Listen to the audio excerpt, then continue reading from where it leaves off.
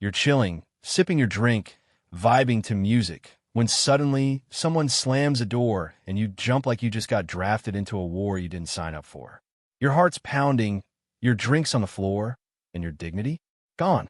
That's your startle reflex, an ancient little spasm of terror that used to save lives and now just ruins coffee dates. It's your nervous system's way of saying, hey, something exploded. Maybe run. Even if the explosion was just your roommate sneezing like a cannon. This reflex is baked into your brainstem and hardwired to go off before you even think. That's right. Your muscles move before your brain processes the threat. It's a prehistoric shortcut.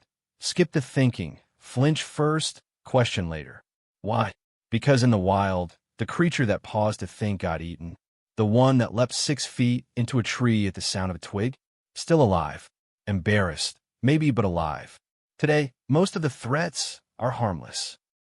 Balloons popping, car backfires, TikTok volume jumps, but your brain still reacts like it is saber-toothed drumline.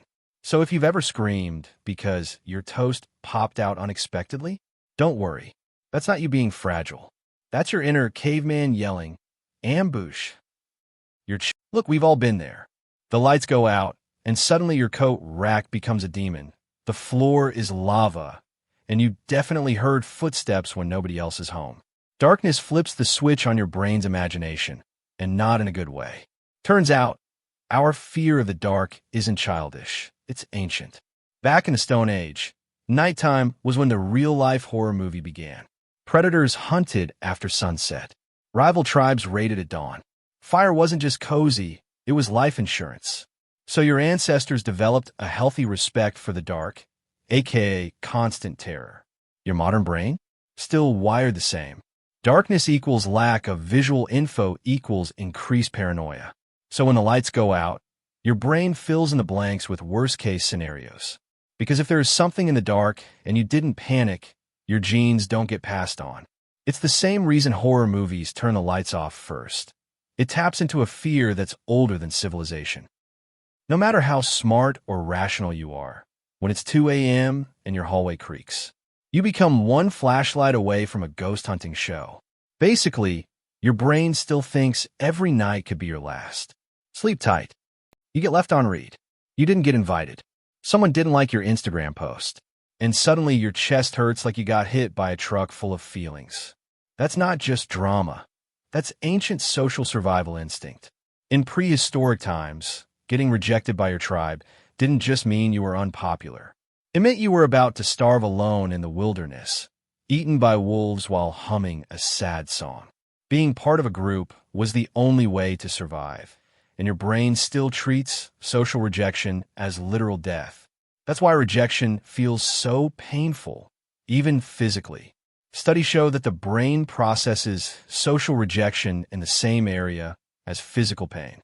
To your ancient wiring, someone ignoring your group text is basically the same as getting smacked with a club. And the worst part? Your brain doesn't care how irrational it is. Whether it's being dumped, ghosted, or not picked for dodgeball, your nervous system still acts like it's preparing a survival solo mission. Cue the anxiety spiral. So yeah, if your heart hurts after being left out, blame evolution, not the group chat. You ever meet someone and immediately get weird vibes? Like, nothing happened yet, but your brain's already screaming, I don't trust this guy. Welcome to the ancient art of facial threat detection, humanity's most judgmental superpower. Your brain has a full-time job reading microexpressions. It's constantly scanning for signs of anger, deceit, or danger, even when you don't realize it. In fact, it only takes milliseconds for your amygdala to flag a suspicious face. Why? Because back in prehistoric times, misjudging someone's intentions could get you stabbed with a pointy stick. Or worse, challenged to a ritual dance battle.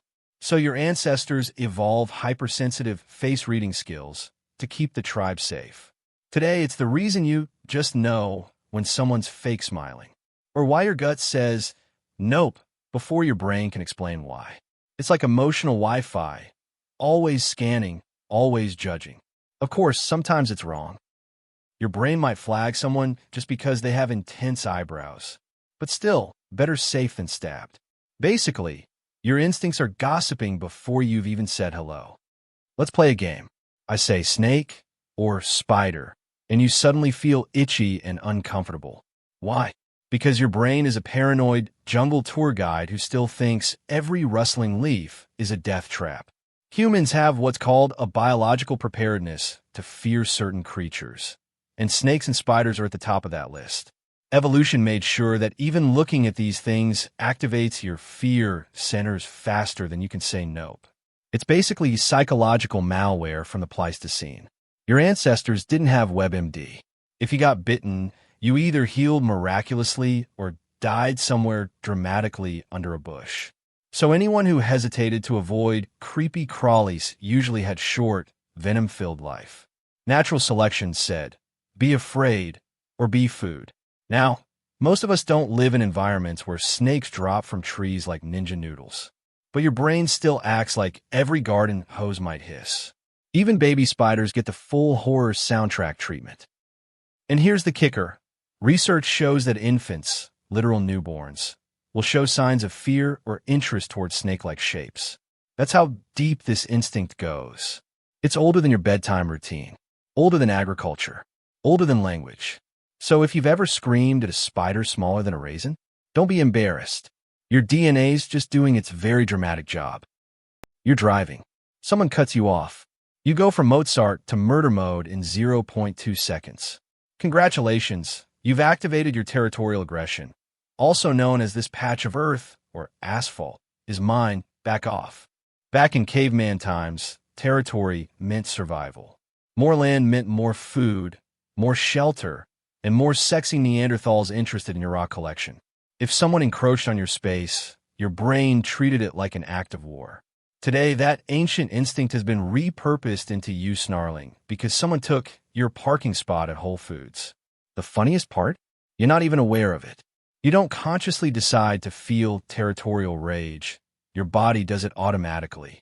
Your heart rate spikes, your muscles tense, and your brain fills with imaginary arguments you'll never win. And it doesn't stop at driving. Someone sits too close on the subway. Rage. A stranger uses your mug at work. Betrayal. Your roommate rearranged your shelf. Time for emotional thermonuclear war.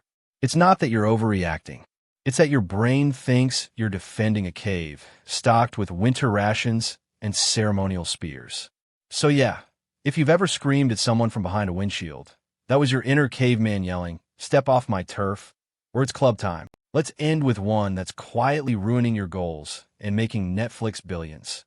Your brain's ancient hatred of doing anything unnecessarily hard.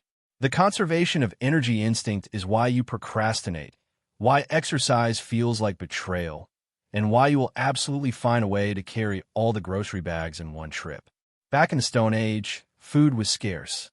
Energy was precious. If you burned too many calories chasing a mammoth and came back empty-handed, congrats, you just starved faster. So evolution trained your brain to be efficient. Or lazy. Depends on your perspective. Today, we live in a world where food is literally delivered to our door and escalators exist next to perfectly fine stairs. But your brain still thinks every extra movement could kill you. So it says, why walk when we can roll? Why cook when chips exist? Why start now when we can panic later? This instinct is why starting anything productive feels like a boss fight. Your body is designed to resist effort unless there's a saber-toothed consequence. So the next time you beat yourself up for procrastinating, remember, your brain isn't broken. It's just 200,000 years behind on updates. Basically, your instincts were made for surviving in the wild. Now they're just screaming in a world of emails, crosswalks, and almond milk. And that's it for today's video. If you enjoyed it, don't forget to give it a thumbs up and hit that subscribe button for more content like this. Got thoughts or questions? Drop them in the comments. We'd love to hear from you. Thanks for watching, and we'll see you in the next one.